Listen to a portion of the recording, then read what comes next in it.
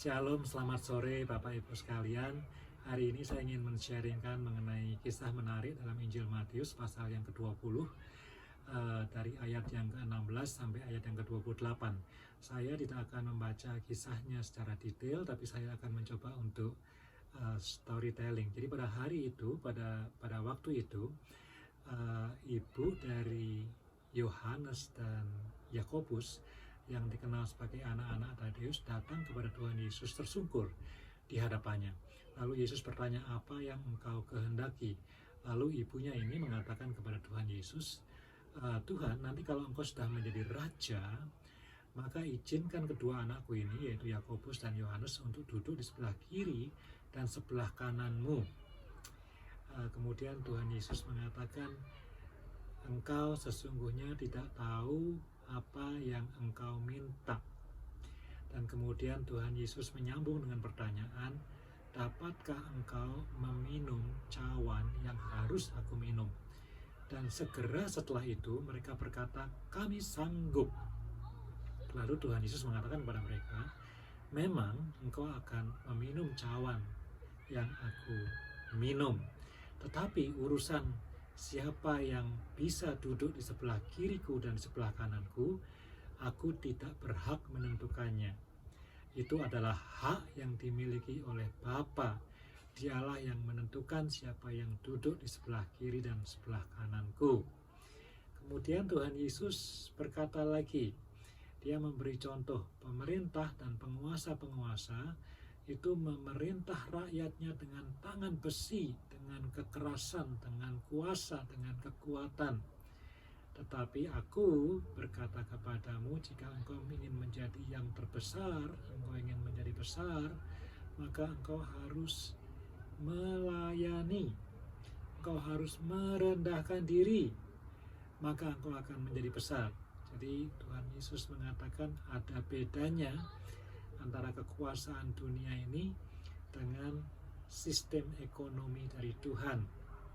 Di dunia ini kalau mau jadi besar, mau jadi kuat, fight gitu ya, mengandalkan kekuatan, mengandalkan kekerasan. Tapi di dalam the economy of God, kalau ingin menjadi besar, kalau ingin menjadi pemimpin, harus mau menjadi pelayan, harus mau melayani dan merendahkan diri. Nah, kira-kira itu kisahnya ya, menarik sekali. Nah, saudara-saudara, sebelum saya masuk ke dalam poin-poinnya, saya ingin mengatakan bahwa permintaan dari Ibu Yakobus dan Yohanes bukanlah permintaan yang salah. Ya, Ibu Yohanes masih berpikir bahwa one day, satu hari, Yesus akan memiliki kerajaan di bumi. Kerajaan dalam bentuk fisik begitu. Dia akan memerintah sebagai raja dengan istananya, dengan perdana menterinya, dengan dayang-dayangnya dan seterusnya. Karena Tuhan Yesus sering mengatakan mengenai kerajaan surga, kerajaan Allah, kerajaan surga, kerajaan Allah. Jadi Ibu Yohanes dan Ibu Yakobus ini, satu ibu, ini mereka bersaudara, berpikir bahwa satu kali Yesus akan betul-betul menjadi raja bagi orang Yahudi dan tinggal di istana. Dan dia berkata, dia minta supaya kedua anaknya itu bisa menjadi orang yang tertinggi di kerajaan itu setelah Yesus sang raja. Mungkin sebagai perdana menteri atau sebagai menteri utama atau sebagai whatever position. Tapi langsung setelah raja, maka Yakobus dan Yohanes, itu permintaannya. Nah, permintaan ini tidak ada salahnya, karena setiap orang tua, setiap ibu dan bapak tentu mengharapkan posisi yang terbaik bagi anak-anaknya. Dan tidak usah orang tua ya, kita semua tentu ingin mendapatkan yang terbaik dalam hidup kita. Tidak hanya kita mengharapkan yang terbaik untuk anak-anak kita, tapi kita juga mengharapkan yang terbaik untuk kita sendiri. Kalau seandainya Bapak Ibu adalah seorang yang bekerja di dalam satu perusahaan, maka Bapak Ibu punya pengharapan ingin menjadi karyawan yang terbaik, itu wajar sekali. Kalau ada yang masih student, tentu mengharapkan untuk menjadi juara kelas, menjadi student yang terbaik. Kalau ada usahawan, tentu ingin menjadi usahawan yang paling berhasil, yang paling sukses. Kalau ada yang menjadi artis atau aktor, tentu ingin menang dalam piala Oscar. Nah, cita-cita semacam itu, keinginan semacam itu tidak ada salahnya. Itu adalah natur dari manusia. Itu adalah alamiah dimiliki oleh setiap manusia. Setiap manusia tidak terkecuali ingin menjadi yang terbaik, ingin berhasil, ya. Kalau tidak ada semangat ingin berhasil, tidak ada semangat ingin menjadi yang terbaik, maka mungkin sampai hari ini tidak pernah akan ada TV, tidak pernah akan ada handphone, tidak pernah akan ada teknologi apa-apa, tidak akan pernah ada kemajuan-kemajuan dalam ilmu kesehatan, begitu ya. Justru karena manusia ingin maju, ingin mencapai yang terbaik, ingin menggapai yang keberhasilan, maka terjadilah penemuan-penemuan yang mendatangkan kebaikan bagi umat manusia. Kalau manusia tidak punya semangat seperti itu, mungkin sampai hari ini yang ada cuma iPhone 1 saja, ya. Tapi saya dengar sekarang sudah akan ada iPhone yang ke-15 tahun ini, ya. Jadi semangat untuk menjadi yang terbaik, semangat untuk growing, semangat untuk memperluas keberhasilan, itu adalah alamiah, natural, dimiliki oleh manusia ciptaan Tuhan, dan tidak ada salahnya. Nah, kalau begitu problemnya apa? Yang pertama, ya, problem yang pertama adalah seringkali kita ingin mencapai tujuan-tujuan yang besar, kita ingin mencapai tujuan-tujuan yang mulia, kita ingin mencapai keberhasilan, tapi kita tidak suka dengan kerja kerasnya. Nah, ini problem pertama. Maka itu Tuhan Yesus mengatakan kepada mereka, kamu minta, tapi kamu tidak tahu apa yang kamu minta. Kamu tidak bisa minum cawanku. Maksudnya apa sih? Gitu ya. Meskipun mereka menjawab, kami bisa. Karena mereka pikir nanti Yesus akan minum, ya, dari cawan. Dan apa susahnya minum dari cawan? Padahal yang dimaksudkan oleh Tuhan Yesus bukan minum anggur dari cawan, tapi Yesus mengatakan mengenai penderitaan yang dia harus alami, gitu ya. Paragraf sebelumnya, sebelum kisah dari Ibu Yakobus dan Yohanes minta supaya anak-anaknya itu bisa duduk di kiri dan kanan Tuhan Yesus, adalah pemberitahuan yang ketiga. Perhatikan, pemberitahuan yang ketiga mengenai penderitaan Tuhan Yesus. Jadi waktu itu Yesus mengumpulkan murid-muridnya yang 12 sebelum mereka masuk ke Yerusalem untuk terakhir kalinya. Dan Yesus mengatakan bahwa anak manusia akan diserahkan kepada imam-imam kepala, akan diolok-olok, akan dihina, akan disesah, akan disalib, dan kemudian mati, pada hari yang ketiga akan bangkit. Sesuai itulah yang dimaksud Tuhan Yesus dengan cawan. Dan Yesus mengatakan, kamu tidak ngerti permintaanmu, ya. Dipikir Yesus akan jadi raja dan punya istana di Yerusalem, ya, seperti raja-raja Herodes misalnya. Tapi Yesus mengatakan, aku ini nanti bakal diejek, diolok-olok, disesah, dipukuli, dihina, disalib, bahkan sampai mati, dan mati di kayu salib. Dan kamu tidak bisa melalui hal itu. Mereka pikir cuma sekedar minum dari cawan, seperti Tuhan Yesus minum seperti biasanya. Bukan itu maksudnya. Tapi melalui kesengsaraan dan penderitaan. Nah, kita seringkali ingin menjadi berhasil tanpa kerja keras. Tuhan Yesus bangkit dari kematian. Tapi syaratnya bangkit apa? Mati. Dan matinya Tuhan Yesus mati yang terkutuk. Kita barangkali bersorak-sorai, Yesus bangkit, miracle, keajaiban. Tapi kita semua lupa bahwa syarat utama dari kebangkitan adalah kematian. Dan kematian Tuhan Yesus, kematian yang terkutuk, yang sengsara. Nah, saudara, jadi yang pertama problem kita adalah kita sering ingin berhasil. Ingin berhasil tidak salah, ingin maju tidak salah, tapi kita sering ingin berhasil, tapi kita tidak mau bekerja keras. Kita tidak mau membayar harga. Ya, perhatikan, setiap keberhasilan perlu harga yang harus dibayar. Setiap keberhasilan tidak ada yang gratis. Keberhasilan itu selalu mensyaratkan membayar harga. Semakin besar harga yang kita bayar, semakin besar pula keberhasilan yang mungkin kita capai. Kira-kira hukumnya seperti itu. Jadi, our willingness to pay the price itu determine the level of success, ya. Jadi itu satu. Nomor dua, ya, nomor satu kita tidak suka bayar harga, kita maunya sukses. Nomor dua, kita sering mau sukses instan, tidak mau sabar melewati proses. Jadi kita maunya sesuatu yang instan, mie instan, ya. Mie instan itu cepat, ya, mungkin 10 menit siap saji gitu ya, dibanding dengan mie yang harus dimasak di restoran mungkin perlu waktu yang lebih lama. Tapi tentu the quality is different antara mie instan dengan mie yang di restoran gitu ya. Nah, kita ingin good quality, kita ingin best quality, tapi instant prosesnya. Nah, saudara, proses itu penting, hasil juga penting, tapi proses penting karena proses itu menyiapkan kita untuk menuai hasil. Terakhir ini saya merenungkan begitu banyak orang yang terkenal sekali, tapi matinya muda dan tidak wajar. Ada yang overdosis, ada yang bunuh diri dan segala macam. Saya tidak usah nyebut ya, banyak artis, banyak selebritis ya yang dalam usia yang masih muda, usia yang produktif, dia harus meninggalkan dunia ini, entah karena bunuh diri, entah karena overdose. Nah, menurut saya orang-orang ini ya, saya bukan ahli tapi saya belajar, orang-orang ini tidak siap untuk menjadi tenar. Jadi dia terburu-buru atau terburu-buru menjadi tenar sebelum jiwanya, rohnya, dirinya itu siap untuk menjadi orang tenar. Menjadi orang tenar itu tidak mudah. Menjadi selebritis itu sepertinya menyenangkan, tapi tidak mudah. Ini sesuatu yang sulit dan penuh tekanan dan bikin stres dan depres, yang kalau kita tidak siap bisa ending dengan bunuh diri. Jadi yang pertama tidak mau bayar harga, yang kedua tidak mau melalui proses, maunya instant. Ini kesalahan yang kedua. Jadi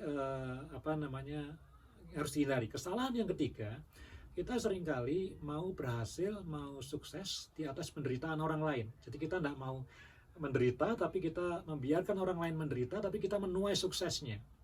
Nah, waktu Israel di bawah perbudakan bangsa Mesir, Musa berkata kepada Firaun, kamu harus membebaskan Israel karena apa? Kamu membangun Mesir di atas penderitaan bangsa Israel. That is wrong, ya. Harusnya kalau kamu berhasil, kamu harus capek ya untuk keberhasilanmu itu. Kamu tidak harusnya menekan orang lain, menjadikan orang lain capek, tapi yang dapat nama besar kamu. Nah, ini 3 kesalahan utama di dalam menggapai keberhasilan, ya. Ingin menggapai keberhasilan, sekali lagi tidak salah. Ingin menggapai keberhasilan itu adalah sesuatu yang positif, natural bagi manusia yang diciptakan Tuhan. Tapi kita sering salah karena kita tidak mau membayar harganya. Nomor 2, kita tidak mau melewati prosesnya, kita mau instan. Dan nomor 3, kalaupun mau bayar harga, kita neken orang lain, gitu ya. Kita membuat orang lain menderita, kita dengan cara-cara yang tidak jujur menggapai kesuksesan. Ini yang harus dihindari, ya. Ini poin 1 yang besar. Jadi poin pertama yang besar ini. Jadi ingin jadi sukses itu baik, tapi jangan dengan cara yang salah, jangan menghindari proses, dan jangan dengan tidak membayar harga, tidak willing untuk bayar harga. Tidak ada yang gratis, tidak ada sukses yang gratis. Poin besar yang kedua, Yesus bilang, aku tidak berhak untuk menentukan siapa yang akan duduk di sebelah kiri dan sebelah kananku, tapi Bapakku yang di sorga. Jadi Yesus saja mengatakan bahwa siapa yang duduk di sebelah kiri dan kanannya itu adalah kehendak Bapa, the will of God. Bukan the will of Him, but the will of the Father. Hal yang kedua, mengejar keberhasilan itu sekali lagi sesuatu yang sangat positif, sesuatu yang sangat baik. Tapi keberhasilan yang sejati, ya, keberhasilan yang sejati, sukses yang sejati itu adalah menggenapkan atau memenuhi rencana dan tujuan dan kehendak Tuhan dalam hidup kita. Ya, kita misalnya senang lihat satu mobil mewah, kita senang. Lalu kita bekerja keras, mati-matian, mengumpulkan uang untuk beli mobil itu. Tapi kalau mobil itu bukan kehendak Tuhan, sebenarnya Tuhan ingin kita beli mobil itu, maka kita akan kelelahan, kayak mendayung perahu melawan arus gitu. Ya, kayak usaha berkeringat, bahkan berkeringat darah tapi tidak diberkati Tuhan, gitu ya. Tapi kalau kita bisa mengerti mana kehendak Tuhan, oh ternyata Tuhan ingin mobil yang itu, ya, bukan mobil yang ini, maka kita akan mendayung dengan lebih ringan. Kita mengikuti kehendak Tuhan. Saya tidak mengatakan selalu bahagia, tidak ada masalah, tidak ada tantangan, tapi setidaknya kita mengikuti ke arah di mana Tuhan itu ada. Ada penyertaan Tuhan, ada perlindungan Tuhan, ada tuntunan Tuhan untuk mencapai tujuan itu. Nah, itu adalah sukses, ya. Jadi sukses dan keberhasilan tidak diukur dari berapa gaji kita. Sukses dan keberhasilan tidak diukur dari berapa GPA kita kalau kita studi. Sukses dan keberhasilan tidak diukur dari hal-hal yang material. Sukses dan keberhasilan diukur dari apakah kita hidup sesuai menuju rencana, tujuan, dan kehendak yang Tuhan berikan dalam hidup kita. Kalau kita bisa menemukan itu, kita berdoa, minta tolong Tuhan, what is your purpose, what is your goal, what is your will in my life, and then kita berusaha keras dan achieving itu, maka kita menjadi orang yang berhasil. Ya, sekali lagi, berusaha untuk jadi yang terbaik itu tidak salah, tapi berusahalah menjadi yang terbaik di dalam kehendak Tuhan, di dalam the purpose of God, di dalam the plan of God, dalam will of God, trying to be the best. Nah itu baru jempol gitu ya. Nah setelah yang kedua itu, jadi frame yang kedua adalah kehendak Tuhan, ya, mencapai kehendak Tuhan, baru betul-betul berhasil. Tidak bisa diukur dari hal-hal yang material. Yang ketiga, Tuhan mengatakan begini, pemerintah-pemerintah dan penguasa-penguasa dunia memerintah dengan tangan besi, dengan kekerasan begitu ya, dan itu jelas dalam dunia ini banyak yang ingin menjadi pemimpin menggunakan kekerasan, adu otot, adu tenaga. Tapi Tuhan Yesus mengatakan kalau kamu ingin menjadi besar, ingin menjadi pemimpin, ingin menjadi yang terbesar, kamu harus mulai dengan melayani dan merendahkan dirimu. Dan Tuhan Yesus memberi contoh ketika dia membasuh kaki murid-muridnya, right? Jadi the economy of God is different from the economy of this world. Jadi bahkan di dalam ucapan bahagia Matius pasal yang kelima dikatakan, barang siapa yang lemah lembut dia akan memiliki bumi. Bukan barang siapa yang berotot kuat akan memiliki bumi, bukan. Tapi barang siapa yang lemah lembut akan memiliki bumi. Barang siapa yang rendah hati dan rela melayani, dia akan menjadi pemimpin, dia akan berkuasa. Itu the economy of God. Jadi saudara, untuk bisa berhasil, untuk bisa sukses, untuk bisa menjadi yang terbaik, ini frame yang ketiga. Kita harus mau merendahkan diri dan rela melayani. Tidak sombong. Kita boleh punya ambisi yang besar untuk menjadi yang terbaik. Kita boleh punya ambisi yang besar untuk sukses. Tapi jalannya adalah dengan melayani dan merendahkan diri. Dan kisah ini diakhiri dengan perkataan Tuhan yang sangat terkenal sekali. Aku datang bukan untuk dilayani, tapi aku datang untuk melayani. Dengan kata lain, aku datang sebetulnya bukan untuk jadi raja, tapi untuk melayani, untuk jadi hamba. Tapi karena aku menghambakan diriku, lalu aku dimuliakan menjadi raja oleh Bapakku. Kira-kira begitu. Ya tentu Tuhan adalah raja dan Tuhan datang untuk menegakkan kerajaannya. Tapi the starting point untuk menjadi raja itu, the starting point sampai dimuliakan jadi raja itu adalah servanthood, adalah melayani dengan kerendahan hati. Nah itu adalah apa yang kita bisa belajar dari kisah ini. Jadi sekali lagi saudara ya, saya simpulkan ya, ingin menjadi yang terbaik, ingin berhasil, ingin menjadi juara, ingin sukses, itu adalah natur dari manusia. Tidak ada yang dosa dari hal itu, tidak ada yang salah dari hal itu, ya. Itu diberikan kepada kita. Dengan itu dunia kita bisa maju, ya. Dengan itu dunia kita bisa mengalami banyak penemuan-penemuan dan kemajuan-kemajuan yang bermanfaat bagi umat manusia. Tapi ingat 3 hal ini. Yang pertama ABC ya, sukses itu ada harganya dan kita harus rela membayar harganya. Itu harus diingat, sukses itu ada harganya. Nomor 2, sukses itu perlu proses, tidak instan. Yang ketiga, sukses harus dicapai dengan jujur, tidak di atas penderitaan orang lain, harus digapai dengan cara yang betul, ya. Ini poin 1 ABC. Poin yang kedua, sukses itu tidak diukur dari materi, tapi diukur dari apakah kita berjalan dan memenuhi dan menyelesaikan rencana, kehendak, tujuan Tuhan dalam hidup kita. Mari bertanya karena kepada Tuhan, Tuhan, apa tujuanmu bagiku? Entah kita muda, entah kita tua, laki atau perempuan, kaya atau miskin, Tuhan punya tujuan bagi hidup kita. Dia pencipta kita, Dia ingin kita menyelesaikan tujuan itu. Itulah sukses.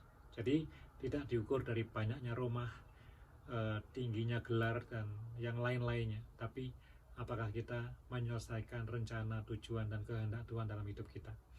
Yang ketiga, keberhasilan kemuliaan, sukses, menjadi yang terbaik, menjadi nomor satu, dan seterusnya dimulai dengan hati yang rela melayani, dengan kerendahan hati, ya, yang merendahkan hatinya, yang merendahkan dirinya akan dimuliakan dan diangkat. Ayat 16 dari Matius 20, siapa yang terdahulu menjadi yang terbelakang, siapa yang terbelakang menjadi yang terdahulu. Yesus berkata di akhir kisah ini, aku datang bukan untuk dilayani, aku datang untuk melayani. Nah, saudara, kiranya renungan singkat ini menjadi berkat buat kita semua dan menolong kita untuk mencapai keberhasilan, mencapai sukses dalam hidup kita, menyelesaikan kehendak dan rencana Tuhan dalam hidup kita dengan cara-cara yang benar dan lebih baik. Tuhan memberkati.